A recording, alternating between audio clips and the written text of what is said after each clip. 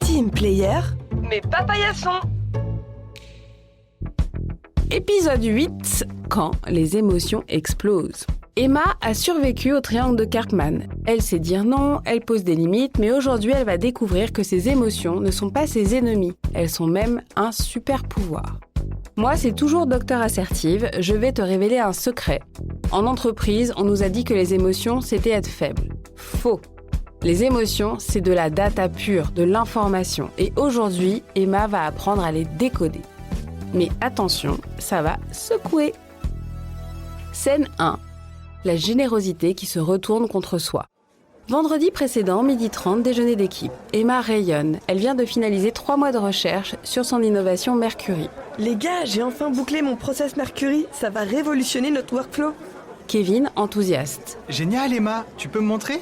On pourrait peut-être l'adapter à d'autres projets ? Bien sûr, plus on partage, mieux on travaille ensemble. Emma sort son ordinateur et détaille généreusement toutes ses recherches et les partage à Kevin. Il la trouve hyper collaborative. Il adore cet esprit d'équipe et il aime tout partager avec elle et construire avec elle.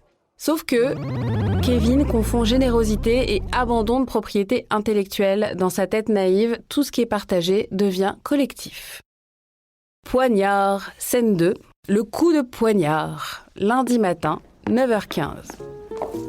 Emma sort de la réunion du projet Mercury, elle rayonne encore. Elle vient de présenter son innovation révolutionnaire avec Kevin. Elle l'a laissé finaliser puis présenter les slides. Ça lui tenait à cœur, mais le gros du boulot, c'est elle et elle pense que ça s'est vu, sans aucun doute.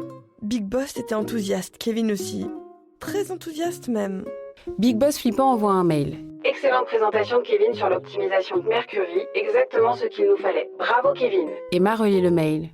Une fois, 2 fois, Kevin, Mercury, son innovation.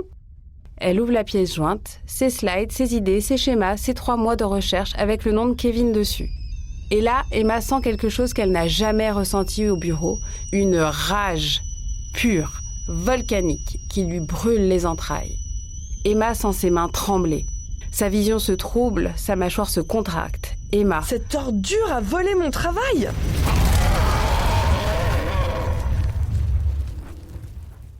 Emma, bienvenue dans le monde des émotions à haute intensité, niveau 9 sur 10. Ça fait mal, mais c'est précieux. Scène 3, la résistance. Emma s'enferme dans les toilettes. Elle tremble de rage. Calme-toi, tu es professionnelle, tu ne vas pas craquer pour ça. Stop, Emma. Qu'est-ce que tu fais ? Je me contrôle, c'est ce qu'on fait au bureau. Non, ça c'est pas se contrôler, c'est refouler. Tu enterres une émotion légitime comme un déchet radioactif. Sauf que, elle reste radioactive. Mais je peux pas exploser, je vais passer pour une hystérique. Alors écoute-moi bien mon petit chou. Cette rage que tu ressens, elle te dit quelque chose d'essentiel. Quoi ? Que je suis une victime ? Non, elle te dit qu'une limite fondamentale vient d'être violée. Ton travail, c'est ton intégrité. Kevin vient de te voler ton identité professionnelle. Donc, ma colère est justifiée ? Alors, elle est informative ta colère. Elle te dit que tu dois agir, mais intelligemment. Et intelligemment, c'est-à-dire qu'il faut écouter ce qu'elle te raconte. Scène 4, l'identification. Emma s'installe dans une salle de réunion vide. Elle ferme les yeux. Ok Emma, on va décoder ensemble cette émotion. Première étape, on va la nommer précisément. Je suis en colère. Plus précis. Je suis furieuse, trahie, humiliée. L'intensité... 9 sur 10, j'ai envie de tout casser. Quelles sont les manifestations physiques ? J'ai les mains qui tremblent, le cœur qui bat à 200, j'ai envie de vomir. Mes mâchoires sont serrées. Parfait. Et maintenant, quelle information cette émotion te donne-t-elle ? Que mon travail a de la valeur, que je peux pas laisser passer ça, que je dois me défendre. Bingo ! Ta colère te dit une limite inacceptable vient d'être franchie. Action requise. Donc tes émotions, Emma, c'est ton système d'alarme interne. La colère indique que des limites ont été dépassées. La tristesse indique qu'il y a une perte à accepter. La peur qu'il y a un danger à anticiper et que la joie indique que tu es au bon endroit et aligné. Donc, je ne suis pas faible de ressentir ça ? Non. Tu es intelligente de ressentir ça, intelligente émotionnellement. Maintenant, on va transformer cette rage en action constructive. Scène 5. La première tentative ratée. Emma commence à écrire un mail. Kevin, qu'est-ce que tu fous ? Tu voles mon travail et tu trouves ça normal ? C'est inadmissible. Bon, c'est bien, c'est un bon début, mais on va arrêter. Là, tu écris sous le coup de l'émotion et ça va exploser. Mais je dois faire quelque chose. Oui, tu dois faire quelque chose, mais on va le faire intelligemment. Tu vas utiliser ta colère comme carburant, pas comme une arme. On va utiliser la méthode OSBD, qui vient de la communication non violente, la CNV. La méthode OSBD, c'est 4 lettres pour faire un retour. O pour observation, S pour sentiment, B pour besoin et D pour demande. Ce retour, il va être fait de manière assertive et pas en mode victime ou folle de rage. Tu vas voir. Scène 6, la confrontation directe. Emma retrouve Kevin près de la machine à café, tout sourire. Kevin. Salut Emma, t'as vu le mail de Big Boss? Il était super content de ma présentation. Emma sent sa colère remonter de nouveau. Ses poings se serrent. Emma, c'est le moment de vérité. Tu peux exploser ou utiliser ta colère comme force.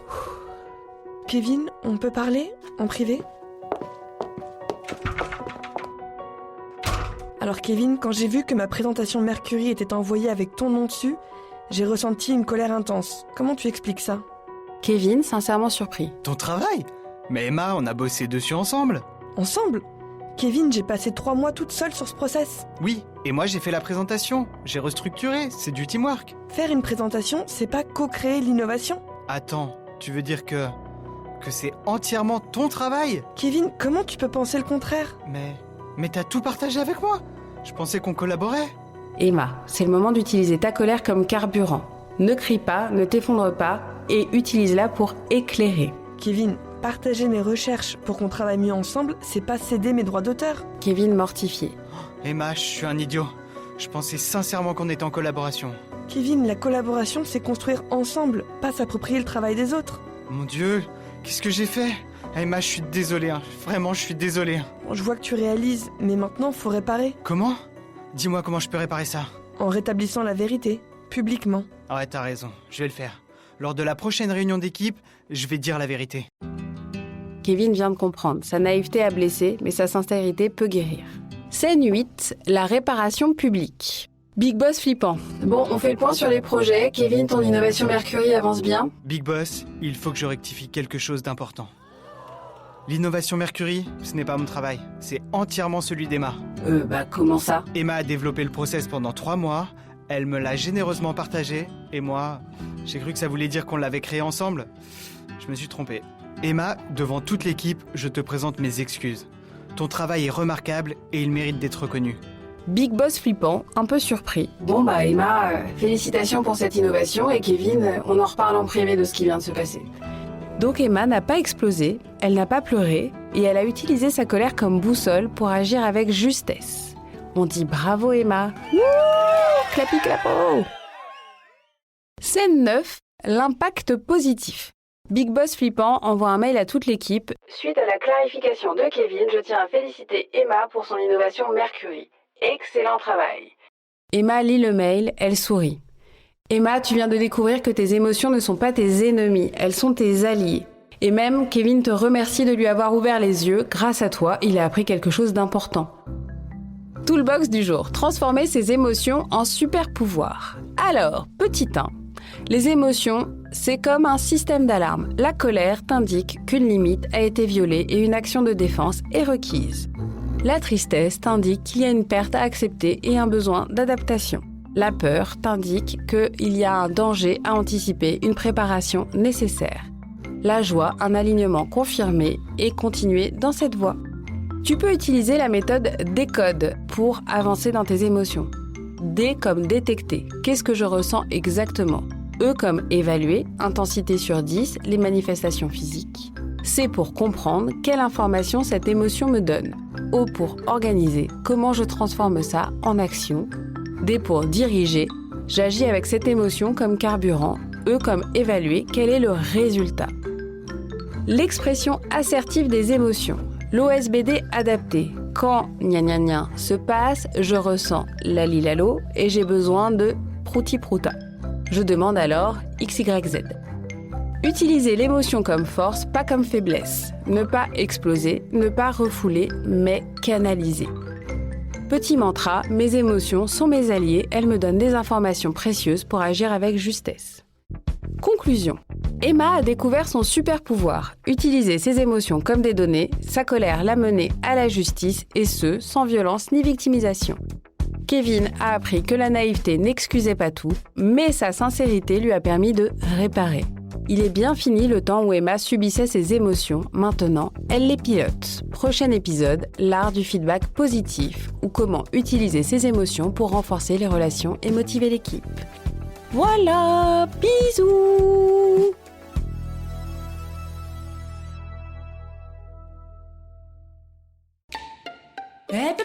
Team Player, mais pas paillasson. Team Player mais pas paillasson, c'est donc un podcast produit par l'Animé Coaching. Si tu veux aller plus loin, abonne-toi à la newsletter, tu y trouveras des outils concrets, des invitations à des formations, des bonus rien que pour toi. Le lien est dans la description. Et si tu veux me faire intervenir dans ton équipe pour une formation, une conférence ou juste un bon déclic collectif, écris-moi à emily@lanime,